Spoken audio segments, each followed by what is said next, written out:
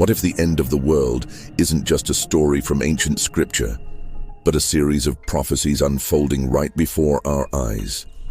Throughout history, people have turned to the Bible's apocalyptic visions to make sense of chaos, disaster, and global change. But today, more than ever, there are those who believe that 7 specific prophecies from the Book of Revelation and other biblical texts are coming true in real life. In this video, we'll explore 7 of the most talked about theories connecting biblical apocalypse to the world we live in now, examining the signs, the evidence, and the chilling possibility that the final days might already be upon us. Let's begin with the first theory, the rapture and Harold Camping's failed predictions. For centuries, Christians have looked to the idea of the rapture, a moment when true believers are taken up to heaven, leaving the rest of humanity behind to face chaos and judgment. This concept, drawn from passages like 1 Thessalonians 4:17, has inspired countless interpretations, but perhaps none more infamous than the predictions of Harold Camping. In 2011, Camping, a Christian radio broadcaster, claimed he had decoded the Bible's hidden timeline and boldly announced that the rapture would occur on May 21st of that year. His followers spent millions spreading the warning, selling their possessions and preparing for the end. When nothing happened, the world watched in disbelief, but for many, the idea that the rapture could happen at any moment remains a powerful and terrifying possibility.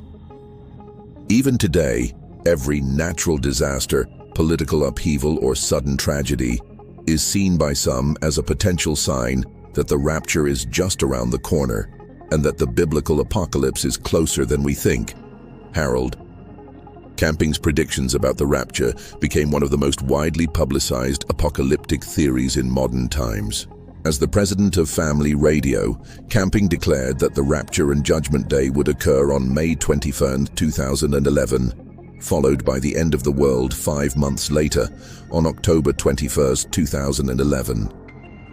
He insisted that his calculations were based on the Bible, claiming that at 6 p.m. local time, a massive world-shaking earthquake would begin, sweeping the globe time zone by time zone. Some of his supporters believed that around 200 million people, roughly 3% of the world's population, would be instantly raptured, leaving the rest behind to face destruction. Camping's followers spent millions of dollars on billboards and media campaigns to warn the world. Some sold their possessions, convinced the end was at hand. But when May 21st came and went without any apocalyptic events, the world watched in disbelief and, in many cases, amusement. Mainstream Christian groups had already distanced themselves from Camping's predictions, pointing to passages like Matthew 24:36, where Jesus says, "About that day or hour no one knows," and reminding believers that such exact predictions go against Scripture. After his prediction failed, Camping quickly revised his story. He claimed that May 21st had been a spiritual day of judgment, and that the physical rapture and destruction of the world would instead occur on October 21st, 2011. As the new date approached, Camping became more cautious, using words like probably and maybe in his statements, and eventually admitted he did not know when the end would come. After October 21st also passed without incident, Camping finally issued a public apology, admitting he had been mistaken and that trying to predict the end was sinful. Despite the failed predictions, the idea of the rapture remains deeply rooted in popular culture and Christian eschatology. The biblical basis for this belief comes from passages like 1 Thessalonians 4:17, which describes believers being caught up in the clouds to meet the Lord in the air. This vision of a sudden, dramatic removal of the faithful continues to inspire both fear and fascination, and every new disaster or crisis is seen by some as a possible sign that the prophecy could still come true. The second theory takes us to one of the most mysterious and debated prophecies in the entire Bible, the 70 weeks of Daniel. Found in Daniel chapter 9, this prophecy has fascinated theologians, historians, and conspiracy theorists for centuries. According to the text, 70 weeks are decreed upon your people and your holy city to finish transgression, to put an end to sin, to atone for wickedness, to bring in everlasting righteousness, to seal up vision and prophecy, and to anoint the most holy place. Daniel 9:24. But what do these weeks really mean? Most scholars agree that Daniel's weeks are symbolic. Each week represents 7 years, so 70 weeks equals 490 years.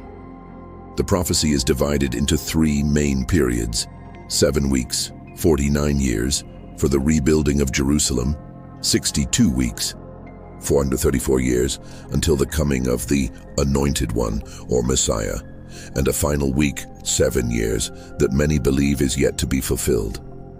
The first 2 periods, totaling 69 weeks or 483 years, are said to have been fulfilled with the coming and crucifixion of Jesus Christ. But it's the last week, the so-called 70th week, that fuels apocalyptic theories today. According to many interpretations, this final period will be marked by the rise of a powerful figure, often identified as the Antichrist, who will make a covenant with Israel, only to break it halfway through. This triggers the abomination of desolation, a moment of ultimate sacrilege in a rebuilt temple, leading to a time of unprecedented tribulation and chaos. Some theologians and prophecy watchers argue that we are now living in the gap between the 69th and 70th weeks, a prophetic pause before the final events unfold. They point to ongoing conflict in the Middle East, calls for the rebuilding of the Jerusalem temple, and rising global instability as signs that the world is on the brink of this last catastrophic 7-year period. For those who believe, the 70 weeks of Daniel is not just ancient history, it's a countdown to the end of days, and the signs, they say, are all around us. The prophecy of the 70 weeks in Daniel 9 is one of the most complex and debated apocalyptic visions in the Bible. According to the text, these 70 weeks represent a period of 490 years, broken into 3 segments: 7 weeks, 62 weeks, and a final week. The first 2 periods are widely interpreted as leading up to the coming of the Messiah, with the prophecy stating, "After the 62 weeks, the Anointed One will be cut off and will have nothing. The people of the ruler who will come will destroy the city and the sanctuary." Daniel 9:26. Many Christian scholars see this as a prediction of the death of Jesus and the destruction of Jerusalem and its temple by the Romans in 70 AD. But the real mystery and the fuel for modern apocalyptic theories lies in the final or 70th week. According to these interpretations, this last 7-year period is still to come and will be marked by global upheaval. The prophecy describes a powerful figure, often called the Antichrist, who will make a covenant with many for 1 week, 7 years, but will break it halfway through. At this point, he will put an end to sacrifice and offering and set up the abomination of desolation in the holy place. Daniel 9:27. This act is seen as a signal for the beginning of the Great Tribulation, a time of unprecedented suffering and chaos. Many believe that this final week will see the rebuilding of the Jewish temple in Jerusalem, the rise of the Antichrist, and a period of intense persecution and war. The end of the 70th week, according to the prophecy, will bring about the ultimate defeat of evil, the establishment of everlasting righteousness, and the anointing of the most holy place. For some, this is not just ancient history or distant prophecy. It's a countdown already in motion, with current events in the Middle East, rising global tensions, and calls for the rebuilding of the temple seen as signs that the world is moving closer to the fulfillment of Daniel's apocalyptic vision. The theory of the 70 weeks is a powerful example of how biblical prophecy continues to shape the way people interpret world events, blending faith, history, and fear into a narrative that feels more urgent with every passing year. The third theory brings us to one of the most enduring and controversial ideas in both biblical prophecy and modern conspiracy circles: the rise of the Antichrist and the formation of a new world order. According to interpretations of passages from Daniel, 2 Thessalonians, and especially the book of Revelation, the end times will be marked by the appearance of a charismatic, deceptive global leader, the Antichrist, who will unite nations under a single government and demand loyalty from all people. This theory suggests that the Antichrist will not only wield immense political power, but will also control global finance, religion, and even technology. Many point to Revelation 13, which describes a beast who compels everyone to receive a mark on their right hand or forehead, the infamous mark of the beast, without which no one can buy or sell. For centuries, this passage has fueled speculation about the creation of a one-world currency or digital identification system, with each new technological advance, from barcodes to microchips, sparking fresh fears that the prophecy is coming true. In modern times, the idea of a new world order has become intertwined with fears of secret societies, shadowy elites, and globalist agendas. Some believe that powerful groups, such as the Illuminati or Bilderberg Group, are working behind the scenes to erode national boundaries and religious freedoms, paving the way for the Antichrist's rule. Events like international summits, economic crises, and the increasing reach of surveillance technology are often cited as evidence that the world is moving toward this prophesied global system. For those who hold this view, the convergence of politics, technology, and religion is not a coincidence but a fulfillment of ancient warnings. Every new development, whether it's the rise of artificial intelligence, the push for digital currencies, or the growing influence of international organizations, is seen as another step toward the realization of the biblical apocalypse, with the Antichrist waiting in the wings to seize control. The idea of a coming new world order led by the Antichrist has gained even more traction in the digital age, where global connectivity and the rapid spread of information and misinformation make it easier for these theories to flourish. Every major world event, from economic crashes to pandemics, is scrutinized for signs that a single shadowy authority is pulling the strings. The creation of international organizations like the United Nations, the International Monetary Fund, and even the European Union are sometimes cited as steps toward a one-world government, just as some interpret Revelation's prophecies. A central element of this theory is the mark of the beast. While interpretations vary, many believe this mark could be a literal implant, a digital ID, or even a global financial system that tracks every transaction. The fear is that under the rule of the Antichrist, anyone who refuses the mark will be excluded from society, unable to buy, sell, or participate in daily life. This idea has resurfaced with each new technological advance, from credit cards to biometric passports to the rise of digital currencies. Religious and secular critics alike warn that this theory can be used to stoke fear and mistrust, sometimes targeting real-world organizations or individuals without evidence. Yet, for millions, the warnings in Daniel and Revelation remain a powerful lens through which to view current events. The belief persists that behind the scenes, a global elite is orchestrating the rise of the Antichrist and the New World Order, setting the stage for the final confrontation between good and evil foretold in the Bible. Whether you see it as a literal prophecy, a metaphor for human fears about power and control, or simply a reflection of our anxieties about the future, the theory of the Antichrist and the New World Order continues to shape how many people interpret the signs of the times. The fourth theory takes us to one of the most iconic and terrifying images from the book of Revelation, the 4 horsemen of the apocalypse. According to Revelation chapter 6, As the Lamb opens the first 4 of 7 seals on a mysterious scroll, 4 riders are unleashed upon the world, each bringing a different kind of catastrophe. The first horseman rides a white horse and is often associated with conquest, sometimes interpreted as a symbol of religious deception or even the Antichrist. The second horseman, on a fiery red horse, represents war and bloodshed, taking peace from the earth and causing people to slay one another. The third, riding a black horse, brings famine, his scales symbolizing the scarcity and inflated cost of basic food, where a day's wages barely buys enough to eat.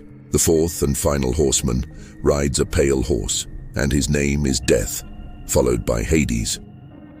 This rider brings pestilence, disease, and mass death, with the authority to kill 1/4 of the world's population by sword, famine, plague, and wild beasts. Throughout history, these horsemen have been seen as harbingers of the Last Judgment, signaling the beginning of the end times. Some interpretations view them as literal figures who will appear in the future, while others see them as symbols of recurring cycles of disaster, war, famine, and disease that have plagued humanity for centuries. In recent years, many have pointed to current global events, pandemics, escalating wars, economic crises, and widespread hunger, as evidence that the ride of the 4 horsemen is not just a prophecy, but a reality unfolding in our own time. The devastation described in Revelation is chilling. They were given authority over 1/4 of the earth to kill with sword, famine, and plague, and by means of the beasts of the earth. Revelation 6:8. For those who believe, every new outbreak, conflict, or food shortage is seen as another hoofbeat in the march toward the apocalypse. The symbolism of the 4 horsemen resonates powerfully in today's world, where news of conflict, disease, and famine seems ever present. Many point to recent events, the COVID-19 pandemic, ongoing wars in the Middle East and Eastern Europe, global food shortages, and rising mortality from natural disasters as modern manifestations of the horsemen's destructive forces. For some, these crises are not isolated incidents, but interconnected signs that humanity is living through the very tribulations described in Revelation. This interpretation is reinforced by the way each horseman's domain appears to overlap in real life. War often leads to famine and disease, just as economic collapse can spark conflict and widespread suffering. The black horse's scales, representing economic hardship and hunger, echo in the headlines about inflation and food insecurity. The pale horse, symbolizing death by plague and disaster, evokes memories of recent pandemics and the fear that new, even deadlier outbreaks may be on the horizon. Skeptics argue that these patterns are simply part of the human condition, cycles of hardship that have always existed. But for those who see prophecy unfolding, the convergence of these disasters is too striking to ignore. The 4 horsemen, they believe, are not just ancient symbols but living realities, warning us that the world is moving closer to a final reckoning. In this view, every new crisis is a reminder that the apocalypse may not be a distant event, but a process already underway, one that challenges us to pay attention to the signs and consider what might come next. Before we dive into the 5th theory, if you're finding these revelations as fascinating and unsettling as we are, don't forget to subscribe to the channel and leave a like. Your support helps us bring even more mysterious and thought-provoking content straight to you. Now, let's move to the 5th theory, the Battle of Armageddon and nuclear annihilation. The concept of Armageddon comes directly from the book of Revelation, where it's described as the site of the final, cataclysmic battle between the forces of good and evil. Revelation 16:16 names Armageddon as the gathering place for the kings of the earth, led by demonic spirits, to wage war against God's people. For centuries, this prophecy has been interpreted as a spiritual conflict. But in the modern era, It's taken on a far more literal and terrifying dimension. With the advent of nuclear weapons and the Cold War, many began to see Armageddon not just as a metaphor, but as a real-world possibility. The idea that a global conflict could escalate into nuclear war, wiping out entire nations and potentially ending human civilization, fits chillingly well with the apocalyptic imagery found in Revelation and Ezekiel. Some theorists point to ongoing tensions in the Middle East, the proliferation of nuclear arms, and the fragile alliances among world powers as evidence that the stage is set for a confrontation of unimaginable scale. In this interpretation, the prophecies of fire raining from the sky, the sun darkened and the earth laid waste are seen as eerily similar to the effects of nuclear war. The fear is that a single spark, whether political, religious, or accidental, could ignite a chain reaction leading to the ultimate battle at Armageddon, fulfilling ancient prophecies in the most devastating way imaginable. The fear of Armageddon has only intensified in recent decades as global tensions rise and new threats emerge on the world stage. Many prophecy watchers point to the volatile situation in the Middle East, especially the long-standing conflicts involving Israel, Iran, and surrounding nations, as a potential flashpoint for the final battle described in Revelation. The ancient valley of Megiddo, known as Armageddon, has been the site of countless wars throughout history, but some believe it will be the epicenter of a conflict unlike any the world has ever seen. Modern interpretations often connect biblical prophecies with current military alliances and technological advancements. The buildup of nuclear arsenals by countries like Russia, China, and the United States, along with the spread of missile technology to unstable regimes, is seen as a direct parallel to the apocalyptic scenarios described in Scripture. The book of Ezekiel, for example, speaks of nations from the far north coming against Israel, which some interpret as a reference to Russia or other northern powers joining a coalition in a final catastrophic war, as world leaders warn of the dangers of nuclear escalation and the possibility of mutually assured destruction. Many see these warnings as echoes of biblical prophecy. The fear is not just of a conventional war, but of a conflict that could unleash devastation on a global scale. Fulfilling the terrifying visions of fire, darkness, and mass death found in Revelation, the theory of Armageddon and nuclear annihilation draws from both ancient prophecy and modern fears, creating a vision of the end times that feels chillingly plausible in today's world. According to the book of Revelation, Armageddon is the gathering place for the ultimate battle between the forces of good and evil, where they will make war on the Lamb, and the Lamb will conquer them. Revelation 17:14. The imagery is dramatic. Armies from all nations converging on Jerusalem, the unleashing of unimaginable destruction, and the intervention of Christ to defeat the beast and establish a new kingdom. In the 20th century, this prophecy took on a new dimension. With the advent of nuclear weapons, writers like Hal Lindsey popularized the idea that the apocalyptic fire and devastation described in Revelation could be literal nuclear war one. The scenario is haunting. A conflict in the Middle East escalates, drawing in global superpowers. Russia, China, the United States, and the world teeters on the brink of annihilation. The fire, smoke, and brimstone of Revelation 9:17-18, with armies numbering in the hundreds of millions, is often interpreted as a terrifying vision of modern warfare, complete with nuclear explosions and mass casualties. Prophecy watchers point to current events, rising tensions in the Middle East, the proliferation of nuclear weapons, and the fragile state of international alliances, as signs that the world could be closer than ever to this final confrontation. The doomsday clock, set by scientists to measure humanity's proximity to self-destruction, is a modern echo of these ancient warnings. Some believe that only divine intervention will prevent humanity from wiping itself out, just as Revelation describes Christ returning at the last moment to save the world from total destruction. Yet, as scholars like Bart Ehrman note, the book of Revelation ultimately ends not with annihilation, but with hope, a new Jerusalem, a kingdom of peace, and the triumph of good over evil.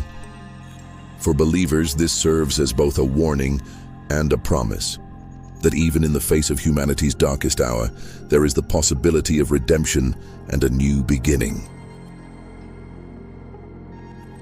The sixth theory focuses on one of the most mysterious and unsettling prophecies in the book of Revelation: the release of Satan, the rebellion of Gog and Magog, and the final deception of humanity. According to Revelation 27-10, after 1,000 years of peace, often called the millennium, Satan will be released from his prison and allowed to deceive the nations once more.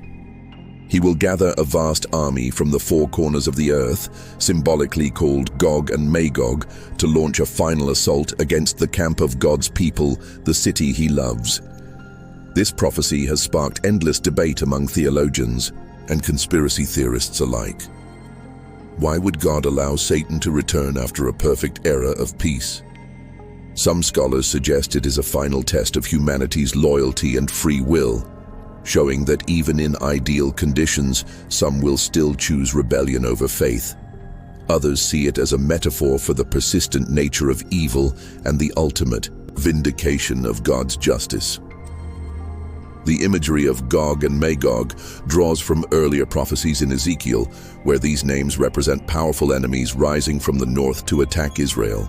In Revelation, however, Gog and Magog become symbols for all the rebellious nations and peoples at the end of time, a final, global uprising against God's rule. The scale of this rebellion is staggering. Their number is like the sand on the seashore. The armies surround the people of God, and from a human perspective, the situation seems hopeless. But the prophecy is clear. The battle is over before it even begins. Fire comes down from heaven and devours the enemies, and Satan is cast forever into the lake of fire, joining the beast and the false prophet in eternal punishment. This dramatic conclusion demonstrates that no matter how great the forces of evil may seem, they are powerless before the sovereignty of God. For many, this theory serves as both a warning and a reassurance. It warns of a final, global deception and rebellion, but it also promises that evil will ultimately be defeated, decisively and forever.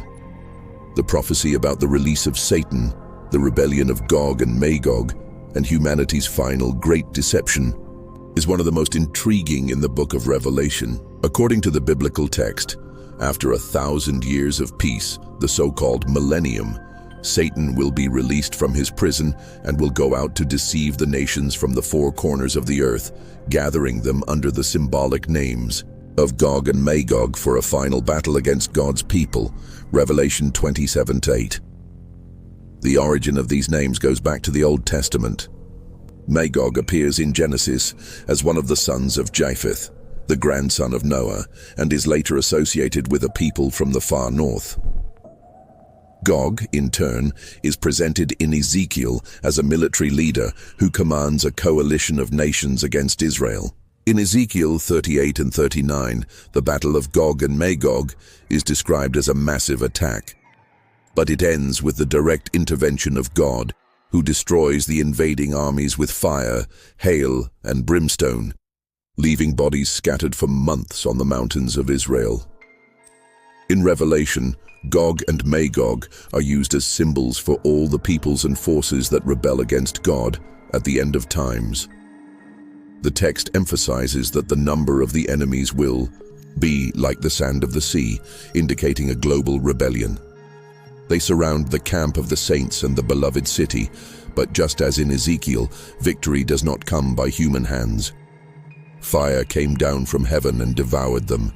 Revelation 29. Satan is then cast forever into the lake of fire, bringing the cycle of evil to a definitive end.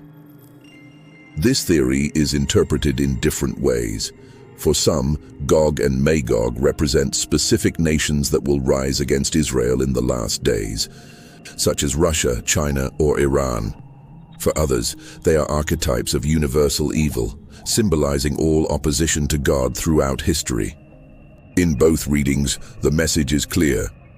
Evil may gather its forces and deceive multitudes, but it will ultimately be defeated by God, and the final judgment will bring an end to corruption and rebellion once and for all.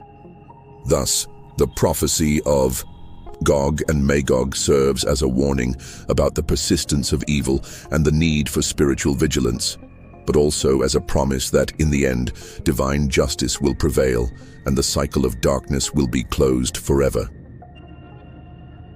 The seventh and final theory centers on a recurring and haunting theme found throughout biblical prophecy: the time of trouble and worldwide persecution.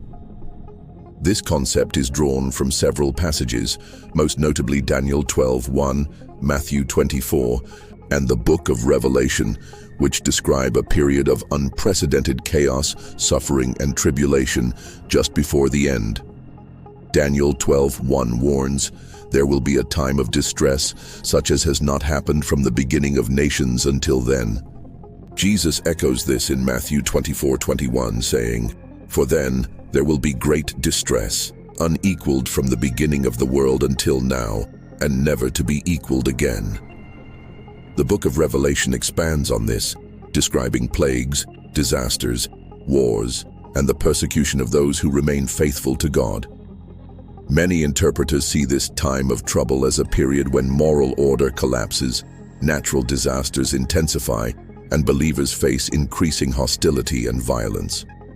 In some traditions, this is linked to the rise of the Antichrist and the enforcement of the mark of the beast, making it nearly impossible for the faithful to participate in society without compromising their beliefs.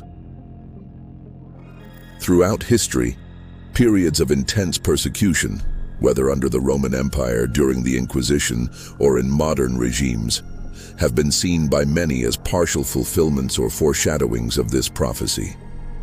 In today's world, some point to growing religious intolerance, social unrest, and global instability as evidence that the world is moving toward this final, climactic period of tribulation. For those who believe, the time of trouble is both a warning and a call to perseverance.